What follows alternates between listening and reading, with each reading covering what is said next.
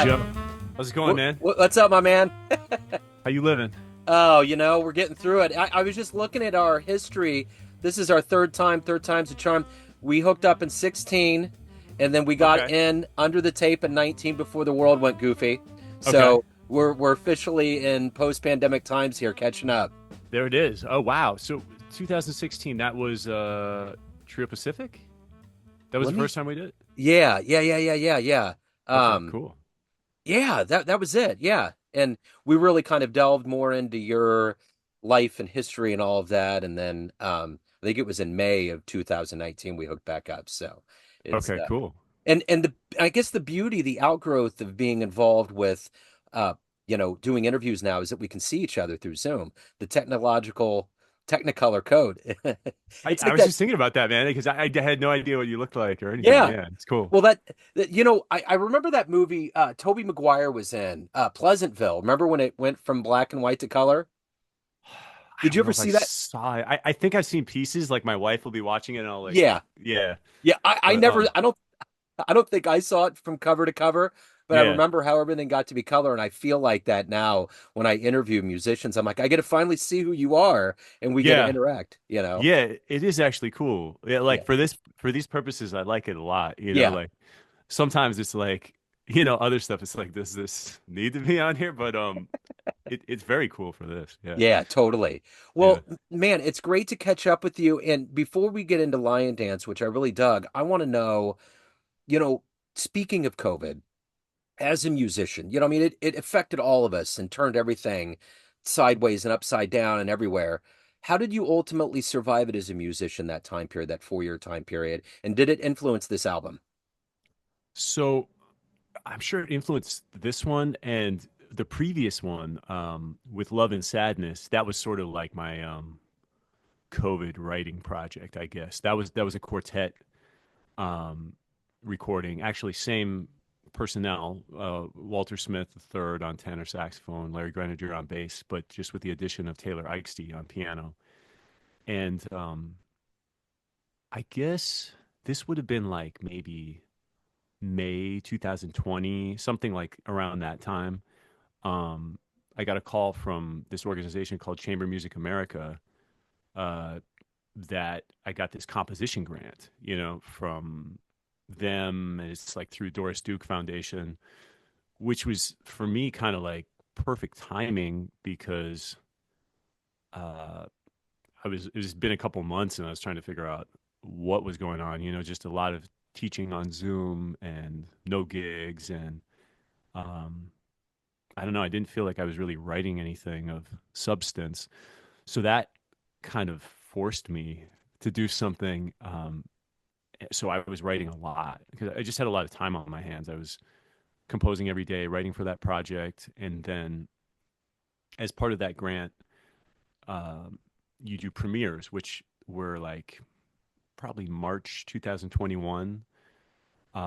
We did a couple live streams. That was Trio with Taylor Eichste, Larry Grenadier, and then after everyone was vaccinated and stuff, we went into the studio. It must have been maybe it was August 2021, and that came out March 2022. So then for this one, it was like, whoa, that was a lot of. Um, it was more like through compose. There's not a whole lot of just dang, dang, dang on that record. Yeah. Um, I was looking for something more playful. I love saxophone trio, interactive. I still wrote, uh, half or a little more than half of the tunes on there, but they're, uh, yeah, it's not as like chamber music through compose sort of vibe. It's meant to be open frameworks for improvisation for Yeah. sax trio. So ultimately, at the end of the day, I know it's not the goal is to think what's the listener going to get, but it's a part of it. So what are you ultimately hoping the listener gets from this album? Well, I guess yeah, that's good. It's so subjective, but for me, I love the interaction and just hearing that and feeling that with jazz musicians. And I think the reason why I wanted to record with Walter and Larry is I just think there's a vibe, Yeah. and I hope that comes through, that it's just some artists who love playing together, and I tried to tailor these tunes, um, to like their musical personalities and stuff that we could vibe on and interact on in a way that's personal to this group. The one thing about living through COVID, and I really amped up a lot of the interviews that I did talking to musicians, and there was this level of unknown, but there seemed to be some silver linings that were discussed. Like, hopefully, the artist is more in control of their itinerary and what they're doing and getting money and paid and all of that stuff, which is always kind of the backdrop of the jazz community. But at the end of the day, right now in 2024, how strong do you feel the community is now that everybody's back in full force? Do you see any differences with whether musicians or the audiences that you play for, those that are consuming your music? Do you see any differences that have kind of settled in? My perspective is obviously subjective, but to me it seems stronger, Yeah, because um, well, first, I think you were kind of alluding to this. It's definitely changed the way that artists think about, um, I don't know, the importance of just having time or, being home because it would be such a rapid or a drastic transition to going back to just nonstop. So I yeah. think hopefully it's more balanced in that sense. And in general, among the musicians that I know, I think maybe more selective about, okay, what do I want to commit to? What am I really interested in here? And just from a time sense, because we're going from, at least for me, like having all day to compose and teach a couple Zoom lessons to now things are just back on again. And Yeah. I'd be interested to see what you think as far as like from an audience perspective. I mean, definitely right after it, when things were back to like live shows again, that was a crazy energy. Oh, Um, yeah. but I think on a deeper level, like some of that's still there as far as just like having this appreciation of not, having to tune in like some live stream. Even that I was excited about when they started doing live streams from the Village Vanguard. Yeah. But yeah, I don't know. What do you think? It's weird. I got a kind of a story. We had these things called Plex Pod shows. So you would pull up into a parking lot, and one of the great local musicians, Jackie Mayo, she's a pianist from Austin, and she's relocated here. She set all of it up. So one of the first ones I saw was with Bobby Watson and this power group of musicians. Right. And I'm wearing a Downbeat shirt. I got a subscription a few years ago and they sent me a shirt and I'm wearing it.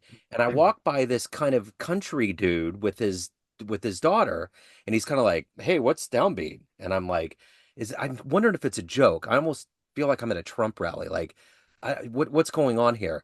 So I just kind of look over and I'm just factual. And I'm just like, it's a magazine. It's kind of the jazz Bible, so to speak. Oh, cool. And we start talking. And this guy actually started listening to jazz during the pandemic on the radio, aggro, analog, honey dripping music, and they got hooked and they heard Oh, about this wow. show and they came out. So that was my hope. My hope when the pandemic happened was that people were going to kind of get away from all of this electronica and AI generated music and find the real roots, with jazz being one of the more original American inventions, Mm. and really get into it. And it was kind of validated then. And now that I've kind of seen everything kind of expand to where it was before, I do feel like there's a stronger thing. I think we all had to look in the mirror. I feel like sometimes we're like post-rapture kids. We're the ones that are left behind, and we're grabbing onto all of the tentacles of our morality and our artistic loves, and we're holding on and we're validating them in ways that we may not have done before Corona. Oh, interesting. Okay, that's deep, man. You got us a fan. Yeah, or he was on the path and you pulled him in further. Yeah, yeah, yeah. Mm. And we were totally chewing the cud there. I mean, we were really getting into it and he was talking about what he liked. And his daughter was 16, and it's kind of like that whole thing when I talk to people about getting into jazz. They're like, I came to it later in life, and it was kind of an accident. It was serendipitous, and all of a sudden they hear this sound they never heard before. They're like, "Kind of blue, what is that?" And then they're hooked. It's like Mm. Miles pulled them into this vortex of jazz, and it's like getting a tattoo. Once you get one, you just want to keep adding ink.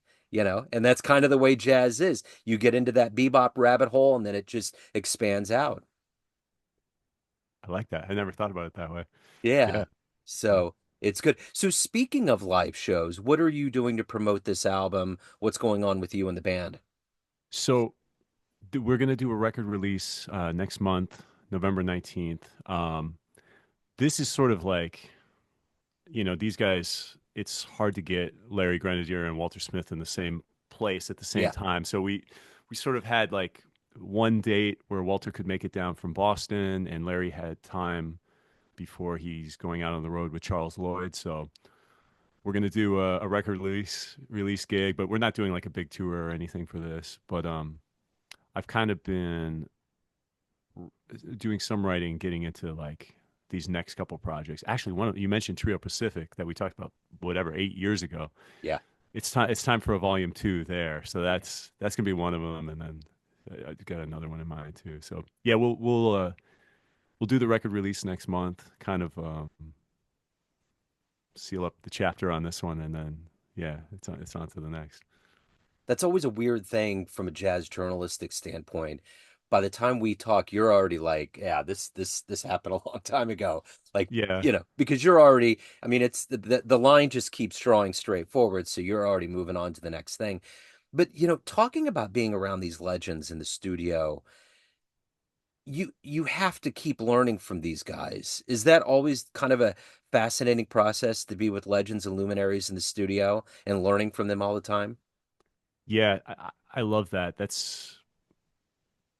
That entire process is just such a catalyst and inspiring, and I mean, just playing with them anywhere, but particularly studio, because with this record we recorded live to two. It's an all analog record as far as the LP version, and even for the digital versions, there was no digital conversion until the very last stage. Just at the mastering when they had to put it in those formats. So live to two track. Um, my favorite living engineer, James Farber, engineering. It's basically at that point the engineer becomes part of the band, Yeah. because there's no going in and mixing after the fact, and everyone in the same room. No editing, no punches, and it's just I love it because it's so revealing. There's nowhere to hide. So I feel like it brings out um, authenticity, just honesty, how you really play, Yeah. and it's nice to be in that situation with musicians like that who are inspiring and push you, and also just cool, just create. Nobody's vibing, everybody's just. It's fun. It certainly puts you in the moment, and yeah, because we did this in a day in the Yeah. studio, and that was how my mentor Peter Erskine, I was described recording, is that it's a snapshot, and Yeah. he liked to say, sometimes it's great, sometimes your eyes are closed. Although I've never really heard any Peter Erskine recordings where I think his eyes are closed, but Yeah. I think he's just trying to give it that perspective, so you're in that state of flow there. Yeah. Um, but yeah, I look forward to that very much, and it keeps me in the shed, it keeps me writing, and it's a very special part of the process for me. It always kills me when I hear about especially the jazz musicians, when you go into the studio, it happens so fast. Because you'll hear these stories where it's like Rolling Stones are going in the studio and they'll be in there for the next month. It's like, wow, or Yeah, Radiohead's going in to do a new album and it's going to take 2 or 3 weeks or whatever. But it's always, every time I hear about a jazz album, I think it's a testament to what you do all the time. You're always going into these gigs. You're all so good at what you do that you can come together. And I think that's the beauty of this album and albums in the jazz lexicon, is that there's such an acumen that you all come in with, that when you get there, you just have this language and you go right into it. It's like it's almost like an international lounge at an airport. Like everybody has these different languages, and when you listen to them, it's like there's this kind of like bird song soliloquy going on. And when you guys all come in, there's one language. It's jazz. Okay. And you guys just come in and you just go for it. And you have different backgrounds, but it's this one language and it's an interpretation on that language, and it's fascinating. Yeah. Yeah, I agree. I mean, I love records that whatever, Steely Dan or something that takes the opposite approach and they're just in there, Yeah. like taking that kind of thing. But just for this particular one, it's really kind of a playful vibe and, Yeah. spending more time doing more takes in this particular situation kind of maybe takes away from that, I think. Yeah. Um, but I love that approach too. Like Taylor Ikeste, he has a somewhat new record out, or it was this year at least, and lots of layers there and lots of time in the studio, and that's beautiful. Yeah. I'm into that too. But what I really love about one of the things I really love about jazz is like Bill Evans was saying in the liner notes for Kind of Blue is that it's it's moving in real time and there's no time for like erasing or changes and any kind of like overthinking it becomes apparent and you can hear it. So that's I dig that. I think around the first time that we spoke, I think during that year I spoke to Jimmy Cobb. And Wow. of course, everyone wants to know, what was it like? And I kind of danced around not coming right out and asking that, but I will never forget him saying, "We just played our buns off. That's all." And there was no like they had no idea what they were doing.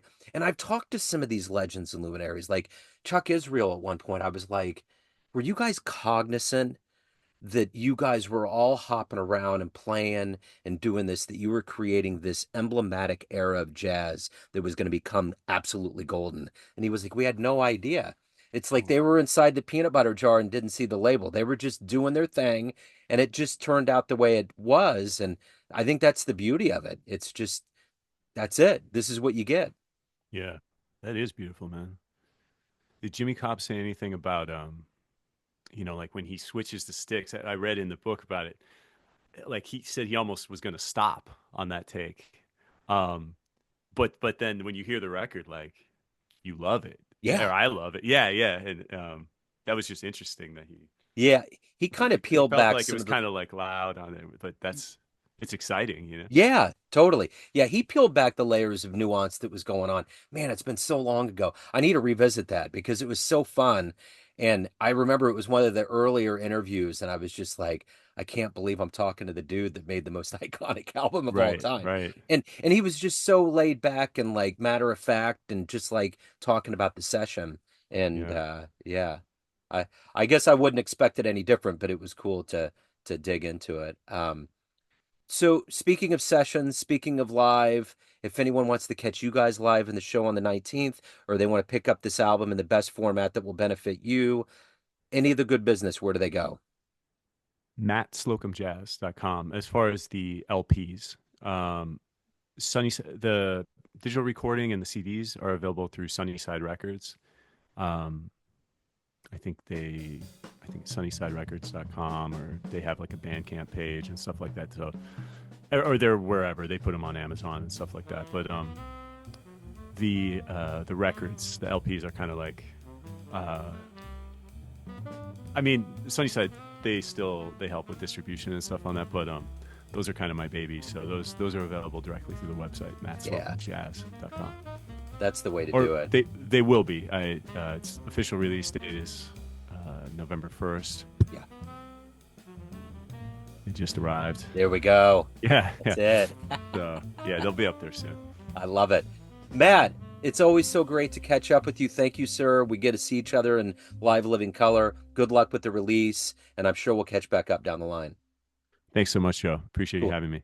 You bet. Take care. See ya. Peace.